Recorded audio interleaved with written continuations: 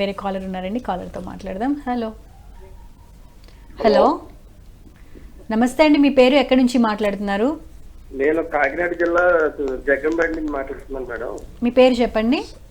నా పేరు జయప్రసాద్ అండి. జయప్రసాద్ గారు, ప్రాబ్లం ఏంటి విక్రమాదిత్య గారికి చెప్పండి. అదే నాకు గ్యాస్ట్రిక్ ప్రాబ్లం ఉంది మేడము. ఓకే.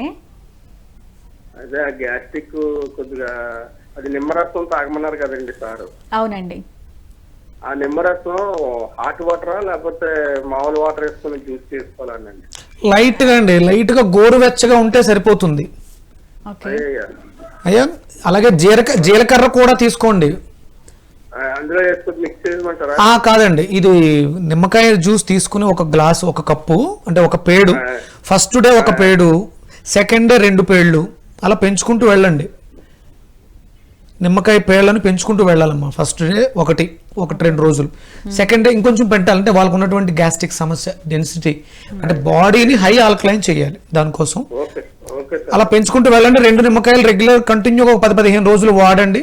అలాగే అయిపోయిన తర్వాత ముందు రోజు జీలకర్రని నానబెట్టి ఆ నీళ్లు నెక్స్ట్ డే కొంచెం వేడి చేసుకుని ఆ నీళ్లు కూడా తాగుతుంటే ముందు అరుగుదల వ్యవస్థ పాడైపోయింది. వీళ్ళకే కదమ్మా, 100% డైజెషన్ ఇష్యూస్, ఇవన్నీ అరుగుదల సరిగా లేదు, ఎసిడిటీ.